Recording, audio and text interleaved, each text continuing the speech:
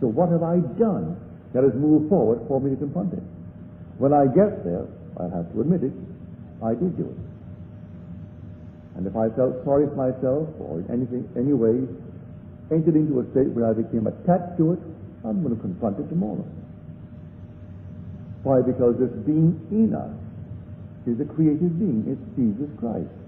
Jesus Christ is your own wonderful human imagination. There is no other Jesus Christ. But he is buried in you because he is first crucified on you.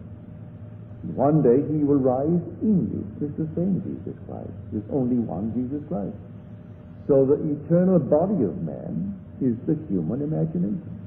That is God himself. The divine body, Jesus. And all of us are members of this one body. But we are gathered one by one.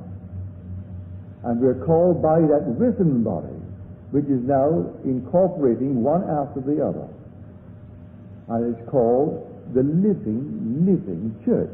Not any little thing made with human hands. It is the body of the elect, those who have been called, those who have been chosen, those who have been elected, and they're incorporated into that one body by a creative act. And then, in my own case, I said 30 years. 30 years later, you rise in that body. That's where you rise. And then you are part of the body.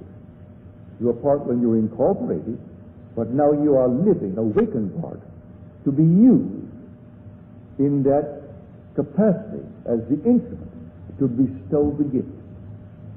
For he said, grace and truth came through Jesus Christ. Well, grace is the gift.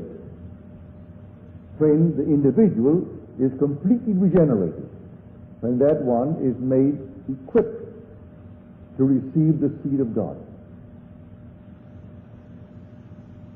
So tonight, try it when you go home. Don't say that something is too big. You aren't doing it as Caesar. You're doing it as Jesus Christ, and all things are possible to him. So take the seed, take anything, and then become attached to it. Actually feel yourself right into the feeling of that wish fulfilled. And see what it would be like if it were true. Feel what it would be like if it were true. And you reach a certain point that you can't do it anymore. You feel satisfied. That moment of satisfaction is the act in this world of Caesar. And then it's done. And in the not distant future, you'll confront it in this world. For that thing is not receding, it's advancing into the future. So the innermost man is his imagination.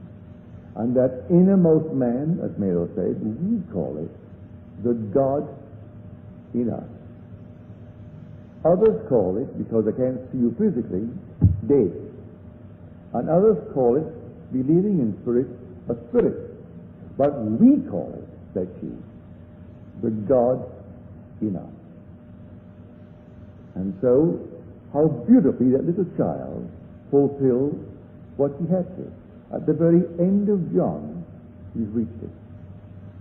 So here, do you love me, Peter? More than these? More than they do? Yes, Lord, you know I love you.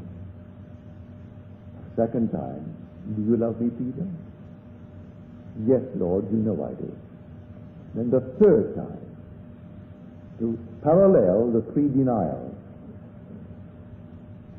And then he imposes upon Peter a condition: to feed my lamb, to tend my sheep, and then to feed my sheep. And so she will. Many times she will blow her top, as it were, for that's what Peter was. A violent character at moments, and then so tender at others, because she has the Spirit in her. She'll play to the fullest. But she's brought it right down to the very end of the drama, even into the epilogue. So here I tell you, this drama is forever. Everyone's going to play. Everyone's going to be incorporated into that one body, and it is a body. Let no one tell you some impersonal force, like an oversoul, and of this, that, and the other. Forget it. It's a body. And how can that be a body that you're looking at it, and still it is omnipresent?